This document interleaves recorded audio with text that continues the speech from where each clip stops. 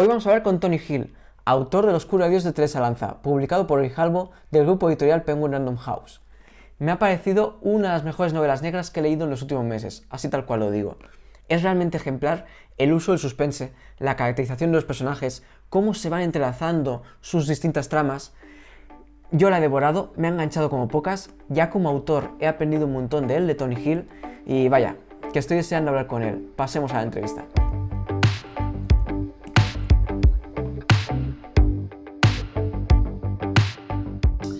Pues yo creo que van a encontrar una historia de misterio, básicamente. O sea, lo que se plantea es un misterio. Quizá no el misterio clásico, ¿no? El misterio con un asesinato y tal, pero sí un misterio que afecta a la protagonista, a Teresa Lanza, una chica que se suicidó. Y un poco la novela pretende, un año después de que esto sucediera, explorar el por qué Teresa Lanza se suicidó, ¿no? Porque una chica joven, además creyente, además sin especiales problemas que se sepa, un buen día decide saltar por la ventana de un séptimo piso. ¿Y cómo se te ocurrió la idea? ¿Cómo fue ese flash? Sí, pues es difícil esto siempre, porque no es un flash, o sea, son muchos flashes. Entonces, yo venía de Tigres de Cristal, ¿vale? Que es la novela anterior, y que es una novela que ambientada muy claramente en un barrio muy concreto, en un barrio, llamarlo marginal, pero claramente obrero, ¿no? Irme hacia el otro lado, ¿no? Y hablar de gente, en principio, rica, rico entre comillas, ¿vale? O trabajan, no es que sean herederos de fortuna, trabajan. Entonces, la cosa empezó por ahí. Y luego había un tema que quizá me quedó pendiente en Tigres de Cristal, yo quería hablar de la inmigración, pero de otro tipo de inmigración. Tigres de Cristal hablaba de la inmigración española en los años 70 y yo quería irme hacia la inmigración que hay ahora, ¿vale? Y que es básicamente, bueno, viene de varios países, pero hay un 30%, por cierto, exactamente un 30%, que proviene de Latinoamérica. Y pensé eso, ¿no? ¿Cómo podría afectar el suicidio de una chica inmigrante en las personas que la conocían y sobre todo en las familias que la empleaban, por decirlo de alguna manera, ¿no? Las familias que la tenían, que iban una vez por semana a su casa a limpiar. Y algo que me parece digno de estudio de tu novela es la estructura, porque realmente es un poco lo que te comentaba anoche cuando estuvimos hablando, es espectacular, sinceramente, ir comprobando cómo todas las distintas tramas de los personajes se van enlazando, se van complicando en nudos y todo es coherente y todo está... todo tiene mucha armonía. Entonces, claro, ¿cómo tú has trabajado la estructura? Porque a mí, sinceramente, me parece es un castillo que levantar desde cero impresionante. Sí, eso es bastante locos, bastante locos y además, aunque parezca lo contrario, yo soy completamente anti-esquemas y anti-escaletas y anti-cosas de estas, porque no me salen. O sea, es que sinceramente no las sé hacer, Yo aconsejo a veces que la gente las haga en algún curso y tal, pero honestamente yo no las sé hacer. Yo parto de un problema, para entenderlos, o de una situación determinada, de la cual, eso sí, yo ya sé los porqués, los cómo y todo eso. Eso sí, ¿vale? Digamos, el final de la novela para mí no es nunca una sorpresa, ¿vale? Yo eso lo sé. O sea, sé por qué se suicidó Teresa Lanza, ¿vale? Pues, dicho esto, me paso mucho tiempo creando personajes en mi cabeza, ¿vale? Los convivo con ellos. Es una cosa suena un poco paranoica, pero bueno, psicótica, no sé, suena un poco rara. Pero yo trabajo y empiezo a pensar en, bueno, quién es Lourdes, quién es Íñigo, quién es Mireia, es decir, quiénes son los personajes. Y me planteo los 2-3 primeros capítulos, ¿vale? Me planteo una estructura, ojo, en la cual hay unos capítulos en los que habla Teresa en primera persona y luego otros capítulos donde hay un narrador que eso sí que lo hago antes. Pero una vez ahí, te digo la verdad, un poco me lanzo. Claro, luego lo paso fatal, porque cuando estoy a media novela es toda una locura y no sé qué va a pasar con nadie y me entran unas desesperaciones muy patéticas, pero también he aprendido, es la sexta novela, he aprendido que las resuelvo. Es decir, que un día pienso, ¿y ahora qué? Perdón, ¿qué hago con esta trama? Que me parece muy chula, pero ¿qué hago con ella? Porque la trama es lógica para mí las novelas las crean los personajes. Ujú. Es decir, para mí lo que tiene que ser lógico, y mientras el personaje sea lógico dentro de lo que tú has creado, aquello se tiene que resolver. Es decir, si Íñigo se mete en el lío en el que se mete, por decirlo así, va porque su carácter es este, porque su pasado es este, que yo conozco bien, y tengo que ver cómo sale él de ese lío, o no sale, o qué pasa luego, ¿no? O el caso de Coral, que son los dos elementos que un poco aceleran la trama. Jo, pues menuda envidia, porque la verdad es que yo sinceramente, leyendo la novela, pensaba que yo te imaginaba, ¿sabes? Con la típica pared llena de posits de colores. A mí me encantaría, pero ni hay espacio en mi casa para dedicar una pared a eso. No, a mí me encanta, porque además lo ves siempre en las series, ¿no? Con los guionistas, y hay 6 guionistas pensando, y pienso, perdón, pues yo lo hago solito y en mi cabeza, ¿no? O sea, todo un poco... Pero sí que es verdad que hay un momento siempre de caos absoluto, ¿vale? Cuando tienes todas las tramas en funcionamiento, y entonces dices, bueno, a ver, te paras como 2 o 3 días. Eso además me pilló en pleno confinamiento de marzo. Te paras, que nos paramos todos de golpe, y luego ya me dices, bueno, va, venga, ahora sí. Ahora tiro de este, tiro del otro. El saber a grandes rasgos, digamos, a grandes rasgos yo lo sé. Los grandes hechos de la novela, ¿sabes? Vale. El suicidio de Teresa, luego hay otra muerte, ¿vale? Hay un secuestro, hay cosas que yo ya sé, ¿vale? Entonces, lo difícil a veces es llegar hasta ahí o salir de ahí, ¿no? Pero yo me dejo llevar, me dejo llevar. Las novelas muy pautadas me acaban pareciendo series de Netflix. Yeah. Es decir, y digo de Netflix directamente, sí, ¿vale? Que sí. tienen como un esquema, ¿vale? Que los capítulos duran todos igual, y si miras en el capítulo 25 hay un giro de guión, y en el 35 hay otro, y en el 41 que se acaba está el cliffhanger, ¿vale? Entonces, eso creo, no digo que esté mal, seguro que funciona, y si se hace bien, pues ¿por qué no? A mí, dentro de la literatura, me molesta encontrarme o percibir que hay una especie como de guión previo. Me ha gustado mucho lo que has comentado antes de los personajes, ¿no? Que son los personajes los que te conducen, porque algo que me ha sorprendido también muy bien en tu novela es que, teniendo un reparto tan coral, son repartos, no es una película, perdona. Yo lo llamo reparto. Pero nos entendemos, ¿no? Que está protagonizado por tantos personajes, pero tantos, y todos están muy vivos, o sea, realmente todos están muy diferenciados, todos tienen su propia voz, todos están muy bien caracterizados, y la verdad es que los visualizas muy, muy bien. ¿Cómo se hace eso?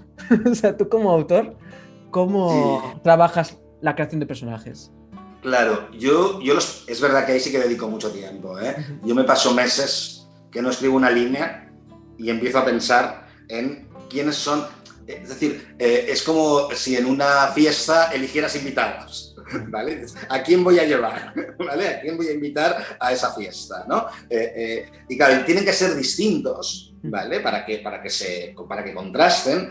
Y en este caso, además, eran distintos en cierto sentido, porque en el fondo, básicamente, en la novela hay 5 protagonistas, aparte de Teresa, ¿no? Que son las 5 mujeres, 5 señoras, llamarlo de alguna manera, y tienen en común algo, y es que son mujeres con éxito, es que son mujeres triunfadoras, es que son mujeres a las que la vida, en principio, les va bien, ¿vale? Luego, obviamente, cada una tiene sus historias, ¿no? Pero con lo cual los contrastes tenían que ser más sutiles, porque no tenías, o sea, el contraste está entre las 5 y Teresa, ¿vale? No entre ellas, porque entre ellas en realidad son amigas, se llevan más o menos bien, sus cosas, pero se llevan bien, bueno, son hermanas además, y pertenecen a una, por decirlo así, a una clase social privilegiada, ¿vale? Con lo cual tenías que jugar muy sutilmente, ¿vale? Para que Xenia, por ejemplo, tuviera una voz muy particular, ¿no? Que es la actriz un poco venida menos en este momento, pero Xenia tenía que ser un poco como el elemento más, casi más, no sé cómo decirlo, más pintoresco, ¿vale? Sí. Es más irónica, es más divertida, es más ocurrente, tiene un punto de diva mala, ¿no? Vale. Claro, eso tenía que contrastar con Lourdes, que es su gran amiga, que es la editora. A partir de ahí tienes que empezar a trabajarlos para mí mentalmente. O sea, yo cuando hablan, de alguna manera, yo hago una especie de como de transmutación. O sea, yo me pongo en el lugar de Xenia y pienso, Xenia, ¿qué diría ante esta situación, ¿no? O qué diría Olga, o qué diría Lourdes. Es decir, hay un punto en el cual tú tienes que ser como un actor en el fondo, ¿vale? Eres un guionista-actor, por decirlo así, porque yo las frases las digo en voz alta, a ver si suenan bien. Es jugar con eso. Para mí, si no los conoces muy bien, es cuando acabas tirando de clichés, ¿vale? Cuando de golpe acabas tirando de clichés. Y el personaje se parece a 50.000 que has leído. Y, a ver, a veces pasa, ¿eh? Es inevitable, supongo, pero uno intenta evitarlo. Es decir, yo intento evitarlo. Es un trabajo largo de tiempo. Yo no creo que, por eso hay veces que yo no creo, una novela no se puede escribir en un corto espacio de tiempo. Yeah. Aunque la escritura la hicieras muy rápido, aunque te encerraras 3 semanas o 3 meses, semanas de loco, pero aunque te encerraras 3 meses a escribir, hay algo que no puedes tener, que es el feeling de los personajes, porque tienes que vivir con ellos un tiempo, ¿vale? Y al final, en el fondo, entre que empiezas a pensar y acabas la novela, has vivido con ellos 2 años, en mi caso, ¿vale? He vivido con esta gente, con toda esta gente, 2 años. Entonces, para mí, cuando hablan, yo los conozco, yo sé lo que van a decir. Para mí todo tiene sentido y hay veces que eso es lo que cuesta, que tú querrías que el personaje fuera hacia un sitio y te das cuenta de que esa persona no va a decir eso ni loca, ¿no? Entonces, tienes que empezar a buscar atajos y caminos alternativos para llegar al mismo lado. No, pero para la gente que nos esté viendo, para que se hagan una idea de la creación de personajes tan buena que hay en esta novela, hay un momento, no quiero hacer spoiler, pero hay un momento en mitad de la novela que aparece un policía. Y realmente, en ese caso de libros, pues suele pasar que a veces cuando aparece ya un policía en mitad del libro, como que pierde carisma. Sin embargo, no, yo me descubrí pensando en un momento, en las primeras escenas, pensando, joder, qué guay sería una segunda parte enfocada en el policía, ¿sabes? Entonces, para que se haga una idea la gente que nos está viendo de lo bueno que son los personajes de esta novela. Sí, es que además en las novelas hay otra cosa que yo creo que a veces no nos damos cuenta, y yo siempre lo digo, los personajes secundarios tienen que funcionar exactamente igual que los principales. O sea, no vale, bueno, vamos, los que tienen frase al menos, digamos, sí, los que tienen algo que decir, pero digamos, no tiene ningún sentido tener un protagonista carismático, por decirlo así, o 2, y luego tener ahí un seguido de secundarios completamente anodinos, porque los secundarios ocupan mucho espacio en la novela. Y además, como yo me tomo las novelas como si esta gente estuviera viva, de alguna forma, ahora le voy a decir, suena un poco raro, pero de verdad que me explico. Los secundarios no saben que son secundarios. Es decir, ellos, el personaje del policía, que es un personaje secundario, él no sabe que es un secundario en mi novela, ¿vale? Claro. Él está investigando una cosa complicadísima, ¿vale? Que es una desaparición y una muerte todo en el mismo momento. Entonces, ese señor es el protagonista de ese trocito de historia, ¿no? Y de hecho, todos los personajes tienen sus motivaciones, ¿no? La Daisy, el cura, claro, incluso el policía secundario que aparece solo para darle a Olga una información. Claro, entiendes claro. que le dé la información, que no es la mano del escritor diciendo no porque necesito que Olga conozca esta información, sino no, es que obviamente suele pasar que un hombre puede quedar con una mujer simplemente con una excusa para tomar un café. Sí, sobre todo con la historia que tenían él y Olga, ¿no? Claro, es que aquí se trata un poco, no hay, salvo este policía que aparece después cuando se produce un delito, hay que plantearse una cosa, los suicidios no se investigan, es decir, una vez los Mossos d'Esquadra llegan a la conclusión de que Teresa Lanza se suicidó, de que no hay ninguna duda de que se suicidó, no hay más investigación, o sea, bastante trabajo tienen en investigar otro tipo. De suicidarse no es un crimen, ¿vale? Pero claro, lo que el suicidio tiene es que de alguna manera, y eso tristemente, yo creo que todo el mundo que ha tenido alguna experiencia, es que hay un sentimiento de culpabilidad que es como una mancha que se esparce. Es decir, todo el mundo que conocía a Teresa, pues igual, en este caso Teresa, quien sea, ¿no?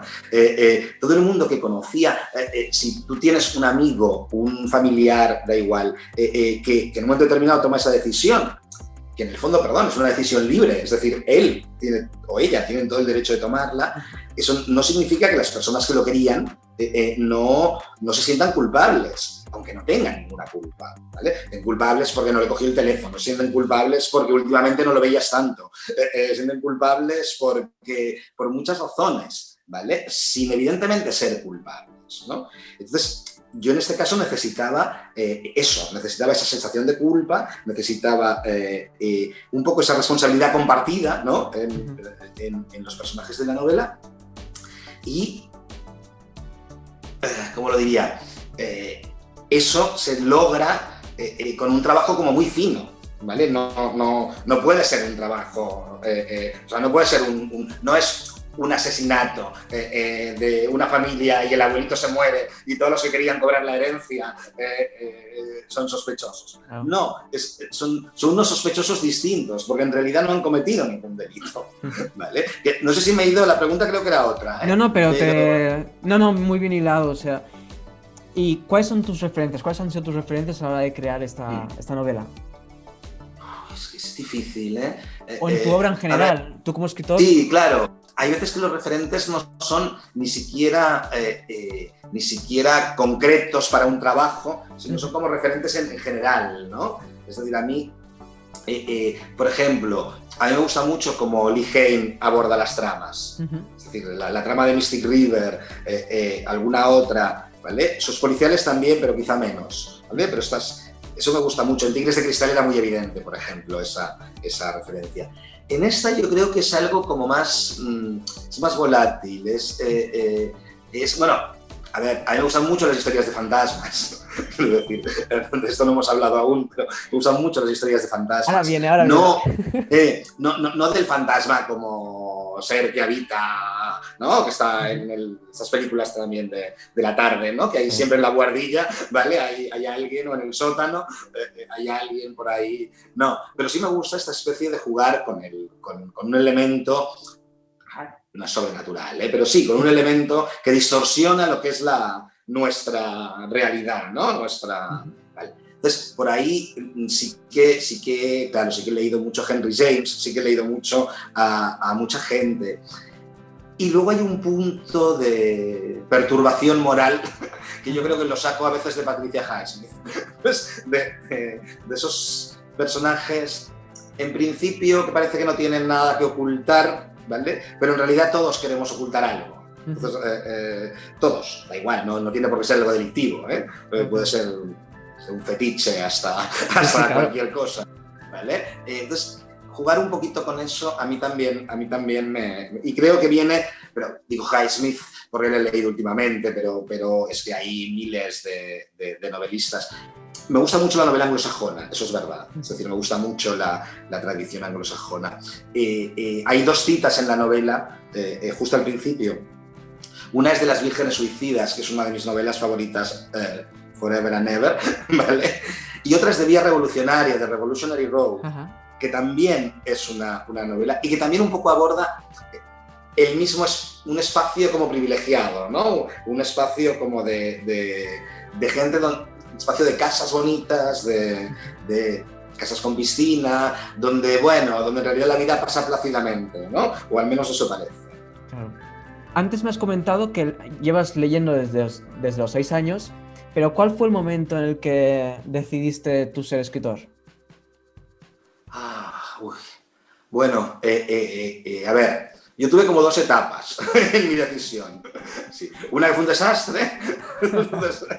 Sí, bueno, a ver, yo, muy rápido, estudié psicología, trabajé en varias cosas y luego al final, por circunstancias de la vida, acabé trabajando en un instituto, daba clases de inglés en un instituto de formación profesional. Os hablo de los años 90, de hecho del 90 al 99, fueron 9 años.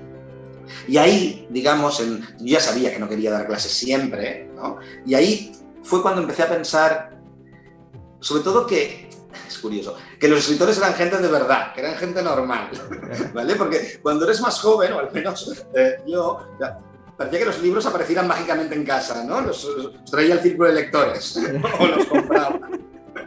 Estaban ahí. Pero luego empiezas a ver que hay gente detrás, ¿no? Que hay unas empresas que se dedican a hacerlos, que hay unos talleres, y sobre todo hay gente que de alguna forma escribe y se gana la vida haciendo eso, ¿no? Más o menos. Entonces ahí me apunté a unas clases de narrativa, a unos cursos de narrativa. Estuve un par de años, pero lo que me pasó ahí es que, a ver, yo no escribía mal, digamos, o sea, eso ya lo sabía yo de antes, más o menos, pero honestamente no tenía nada que contar o no se me ocurría nada, es decir, tenía las herramientas, pero no se me ocurría ninguna historia ni nada parecido a algo que yo quisiera dedicar la energía que requiere una novela, ¿no? Entonces, un poco pensé, bueno, pues ya está, pues ya lo has probado, no. Empecé un par de cosas, terminé una novela juvenil, la mandé a un concurso, bueno, cosas que no pasa nada nunca, ¿vale? Ya está, ahí lo dejé, pero sí empecé a trabajar para el mundo editorial y empecé a hacer traducciones, colaboraciones, lecturas y tal. Y un poco, si te pasas todo el día traduciendo delante del ordenador, lo último que te apetece el fin de semana es ponerte a escribir, ¿eh? Quiero decir, necesitas como otro tipo de historias. Y no fue hasta mucho más adelante, pero pues 10 años después, de hecho, en 2010, que sí que de golpe pensé, quiero escribir una novela policíaca, creo que falta en Barcelona un policía actual, o sea, un mozo de escuadra actual, y ahí sí que de golpe nació Héctor Salgado, y nació la trilogía, y ya después de eso es verdad que todo ha venido rodado, ¿eh? Es decir, todas las historias que no se me ocurrieron en su momento están llegando ahora, pero a toda velocidad, una detrás de otra, y muy bien, ¿no? Yo estoy encantado. Ahora que sabemos, ¿no?, tu origen como escritor, y puede haber gente que a partir del día 11, ¿no?, vaya al FNAC o a la Casa del Libro, ¿no?, a donde sea, y vea tu nueva novela y diga, ostras, yo quiero llegar a donde está ahora Tony Gil. ¿Qué consejos podrías dar a las nuevas voces, a los nuevos escritores que quieren llegar donde tú estás? Las nuevas voces se lo montan muy bien, ¿eh? O sea, no necesitan para nada consejos de un señor de 50 y tal, de verdad. O sea, no. Hay unas nuevas voces fantásticas y el trabajo que tenemos los demás es al revés. Yo los llamaría y les diría, a ver, esperad, ¿y esto cómo lo hacéis? ¿Vale? No, lo digo en serio, ¿eh? No lo estoy diciendo en broma. Claro, las nuevas voces, obviamente, algunas tienen una cantidad de conocimiento y de lecturas bueno, diría, incluso de aspiraciones intelectuales, ¿sabes? De ganas de trascender, ¿vale? Que esto va mucho cuando tienes 25 o 30 años, que a mí me parecen admirables, y han salido novelas fantásticas a lo largo de estos. Y últimamente todas las que leo están francamente bien. Claro, seguramente les falta... Claro, es lo único que tenemos los demás, algo tenemos que tener, ¿vale? Les falta un pelín de calma, ¿vale? De tranquilidad, ¿vale? De no apresurarse. Alguna novela sí que dices, habéis corrido mucho aquí, ¿vale? Esto, con 6 meses más de descanso, pero bueno, también va con la juventud, y además no pasa nada, porque si a los 25 años escribes una novela que es buena, pero no hay ninguna perfecta, pero bueno, es igual. Pero yo creo que eso, sí que les pediría un poco, a veces, que innoven todo lo que sea posible. Es decir, que lean lo anterior y se lo carguen. No hace falta el nuevo Tony Gil, ni la nueva Almudena Grandes. O sea, no hacen falta, ¿vale? Lo que hace falta es que llegue esa chica que es toda una cosa que se llama Panza de Burro, que es maravillosa, ¿vale? Y que se cargue un poco